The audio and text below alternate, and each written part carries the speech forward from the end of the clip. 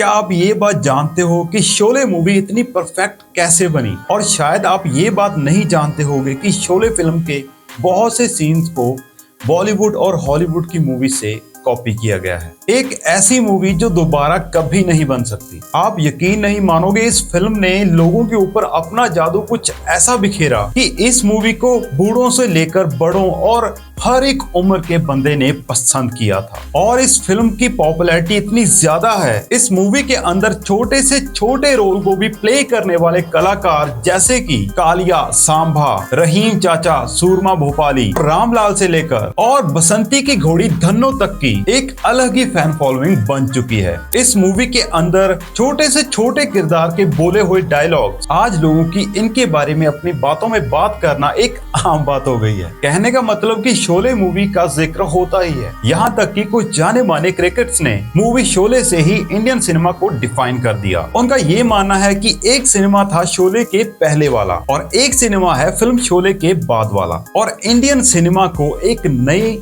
राह दिखाने के लिए शोले फिल्म का बहुत ही बड़ा योगदान है। और क्या आपको पता है कि फिल्म शोले की पॉपुलैरिटी सिर्फ इंडिया में नहीं बल्कि फॉरेनर में भी बहुत ज्यादा है। और जब यूएस के प्रेसिडेंट डोनाल्ड ट्रंप अपने इंडिया विजिट पर आए थे, तब डोनाल्ड ट्रंप अपने भाषण के दौरान इस मूवी का जिक्र करते बिना रह ही नहीं पाए थे। अगर आप एक बार फिर इस ग्रेटेस्ट मूवी को फील करने के लिए रेडी हैं तो अपनी कुर्सी की पेटी बांध लीजिए और इस वीडियो को लास्ट तक जरूर देखिए, क्योंकि इस वीडियो में हम बात करेंगे शोले मूवी के कुछ इंटरेस्टिंग फैक्ट्स के बारे में और ऐसी चीजें जो इस वीडियो से पहले आपने कभी नहीं सुनी होंगी। शोले फिल्म ये रिलीज हुई थी 15 अगस्त सन 1975 को और ये एक एक्शन एडवेंचर मूवी थी। इस मूवी के डायरेक्टर थे रमेश सिप्पी, जो कि इससे पहले साल 1971 में फिल्म अंदाज और साल 1972 में ये फिल्म गीता और सीता जैसी अमेजिंग मूवीज बना चुके थे। इस मूवी को प्रोड्यूस किया था उनके पिता जीपी सिप्पी ने, और इस मूवी की स्टोरी और स्क्रीन प्ले लिखा था बॉलीवुड के one of the best writer Salim Javed की जोड़ी ने। हम सब जानते हैं कि शोले फिल्म के सॉन्ग्स बहुत ज्यादा पॉपुलर हो रहे थे, और क्या आप जानते हो कि इस मूवी के सॉन्ग्स तो बिके ही बिके, लेकिन इसके डायलॉग, सेपरेट डायलॉग्स की कैसेट बनाकर बेची गई थी। और ये हमारे इंडियन सिनेमा की ऐसी फर्स्ट मूवी थी कि जिसके डायलॉग्स को अलग से ऑडियो कैसेट में रिलीज किया गया था। इस ऑडियो कैसेट के अंदर फिल्म के डायलॉग्स के अलावा एक कव्वाली भी रखी गई थी जिसका टाइटल था कि चांद सा कोई चेहरा। एक्चुअली दोस्तों, इस कव्वाली को पहले इस मूवी के अंदर यूज किया जाना था, लेकिन बाद में मूवी की लेंथ ज्यादा हो जाने के कारण इस कव्वाली को इस मूवी से हटा दिया गया और अलग से मूवी की ऑडियो डायलॉग्स कैसेट के साथ इस कव्वाली को भी रिलीज किया गया था। और इस मूवी का म्यूजिक एल्बम पूरे 70 के दशक में सबसे ज्यादा बिकने वाला म्यूजिक एल्बम बन गया था। इस मूवी को बनाने का सबसे पहले आइडिया जो आया था ना, वो था सलीम जावेद के दिमाग में। सलीम और जावेद की जोड़ी 70 के दशक के स्टार्टिंग में ही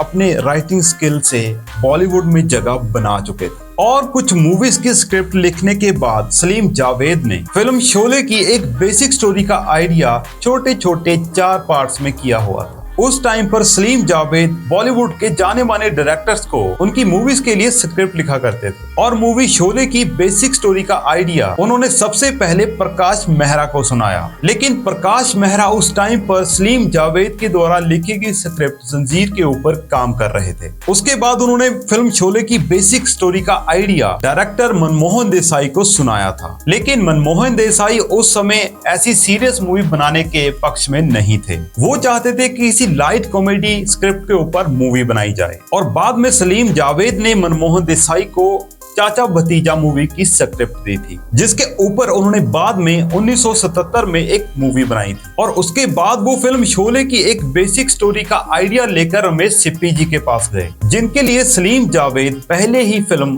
सीता और गीता और अंदाज की स्क्रिप्ट लिख चुके थे। दरअसल सलीम जावेद ने उस समय रमेश सिप्पी जी को 2 मूवीज की स्क्रिप्ट सुनाई थी, जिनमें से एक मूवी थी मजबूर, और जिसकी स्क्रिप्ट लगभग पूरी कंप्लीट थी, और दूसरी थी फिल्म शोले की स्टोरी का सिर्फ एक बेसिक आइडिया। और फिल्म शोले का ये छोटा सा आइडिया जब रमेश सिप्पी ने सुना तो उन्हें बहुत पसंद आया और रमेश सिप्पी ने बोला कि फिल्म शोले के आइडिया को थोड़ा और डेवलप करो और इस मूवी के लिए एक पूरी स्क्रिप्ट कंप्लीट करो। और उस समय लगभग 1.5 लाख रुपए में रमेश सिप्पी ने इस मूवी की स्क्रिप्ट को अपने नाम कर लिया था। और रमेश सिप्पी के हाँ बोलने के बाद इस फिल्म की लगभग पूरी स्क्रिप्ट सलीम और जावेद ने मिलकर पूरे 1 महीने में कंप्लीट कर दी। इस पूरे महीने के अंदर सलीम जावेद ने इस मूवी के पूरे कैरेक्टर्स और उनके सारे डायलॉग्स को लिख लिया था। इस मूवी की ओरिजिनल स्क्रिप्ट और डायलॉग को उर्दू में लिखा गया था और बाद में जाकर इसको पूरा हिंदी में ट्रांसलेट किया गया था। और सबसे पहले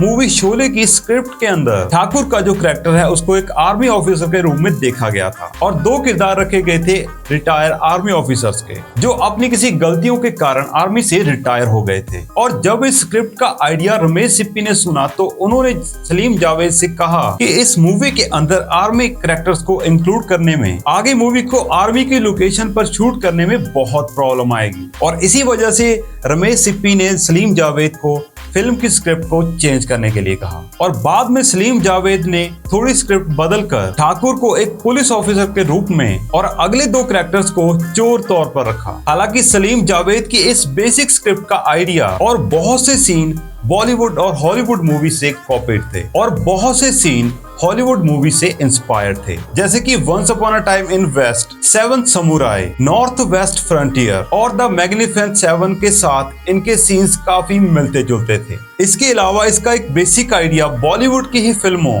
जैसे खोटे सिक्के, मेरा गांव मेरा देश और गंगा जमुना जैसी मूवीज में से लिया गया था। रमेश सिप्पी ने इस फिल्म को बहुत बड़े लेवल पर बनाने का डिसीजन लिया। रमेश सिप्पी ये चाहते थे कि एक ऐसी मूवी बनाई जाए जो बॉलीवुड में आज तक तो कभी बनी ना हो। तब रमेश सिप्पी ने इस फिल्म को 70 mm रील से शूट करने का डिसीजन लिया और उस समय पर सारी मूवीज 35 mm रील में शूट की जाती थी और 70 के दशक में 70 mm से बॉलीवुड मूवी को शूट करना उस टाइम पर बहुत मुश्किल काम था, क्योंकि ये टेक्निक उस टाइम पर हॉलीवुड मूवीज के लिए सिर्फ यूज की जाती थी। लेकिन रमेश सिप्पी इस फिल्म को एक बहुत बड़े प्रोजेक्ट के तौर पर बनाने वाले थे और इसीलिए उन्होंने उस टाइम पर फौरन से 70 mm की रील और बहुत से फॉरेनर्स टेक्नीशियंस को बुलाकर उन्होंने इस मूवी के ऊपर काम करने का डिसाइड किया। इसके बाद संजीव कुमार ने जब इस मूवी की पूरी स्क्रिप्ट सुनी तो वो सबसे पहले गब्बर का रोल करने के लिए तैयार हो गए, क्योंकि संजीव कुमार को ये लग रहा था कि मूवी के अंदर ये रोल सबसे जबरदस्त है। और संजीव कुमार ने इस फिल्म में गब्बर सिंह का रोल प्ले करने के लिए अपने दांतों पर थोड़ी सी कालक लगाकर और अपने फेस को गंदा किया और गब्बर सिंह वाला अपना ये लुक उन्होंने रमेश सिप्पी और सलीम जावेद को दिखाया। हालांकि गब्बर सिंह के रोल में उनको संजीव कुमार की एक्टिंग बहुत पसंद आई, लेकिन उन्हें लगा कि संजीव कुमार की इमेज लोगों के बीच कुछ ऐसी बनी हुई है कि उन्हें गब्बर सिंह के रोल में भी लोगों की सिंपैथी मिल जाएगी। और वो ये चीज तो बिल्कुल नहीं चाहते थे। वो चाहते थे कि गब्बर सिंह से कोई भी फीलिंग ना रखे। और फिल्म शोले के अंदर अभी तक संजीव कुमार का रोल फाइनल नहीं हुआ था और इसी बीच ठाकुर के कैरेक्टर के लिए एक टाइम पर दिलीप कुमार और प्राण के नाम को भी कंसीडर किया गया था और दिलीप कुमार ने उस समय इस रोल को करने से मना कर दिया और इस बात का अफसोस उन्हें आज तक है और इस बात को उन्होंने एक इंटरव्यू में भी एक्सेप्ट किया था। और प्राण को ठाकुर के किरदार के लिए इस मूवी में इसलिए नहीं लिया गया था क्योंकि रमेश सिप्पी का ये कहना था कि प्राण इससे मिलते जुलते किरदार अपनी और मूवीज में निभा चुके हैं और वो इस मूवी के अंदर प्राण साहब की पिछली मूवीज का कैरेक्टर से मिलता जुलता कोई कैरेक्टर इस मूवी में नहीं रखना चाहते थे। और बाद में फाइनली जाकर संजीव कुमार को ठाकुर के किरदार में फाइनल किया गया। लेकिन जब धर्मेंद्र ने ये स्क्रिप्ट सुनी तो उन्हें ठाकुर का किरदार बहुत पसंद आया और धर्मेंद्र ने रमेश सिप्पी से ये रिक्वेस्ट की कि वो इस मूवी के अंदर ठाकुर साहब का रोल प्ले करना चाहते हैं। लेकिन रमेश सिप्पी और सलीम जावेद ने उन्हें इस मूवी में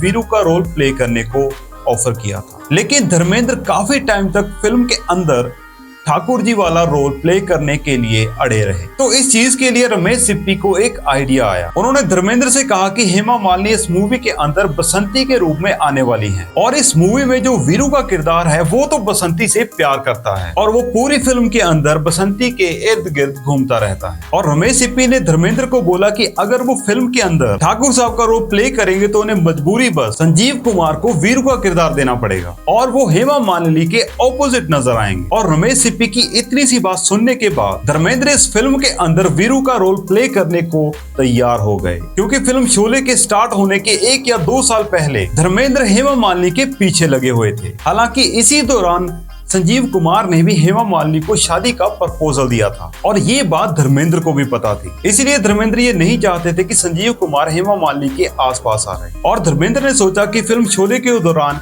हेमा मालिनी के आसपास रहने का उन्हें मौका मिल जाएगा और इसी वजह से वो तुरंत ही वीरू का रोल प्ले करने को तैयार हो गए। अब फिल्म के अंदर 3 बड़े किरदार फाइनल हो जाने के बाद चौथी बारी थी जय के किरदार के लिए और जय के किरदार के लिए रमेश सिप्पी जी की पहली पसंद थे शत्रुघ्न सिन्हा। लेकिन उस टाइम शत्रुघ्न सिन्हा ने किसी कारणों की वजह से इस मूवी में काम करने से मना कर दिया और बाद में शत्रुघ्न सिन्हा को इस बात का बहुत अफसोस हुआ था और इस बात को उन्होंने अपने एक इंटरव्यू के दौरान भी बोला था। जय का जो रोल था वो रमेश सिप्पी ने आपको ऑफर किया था।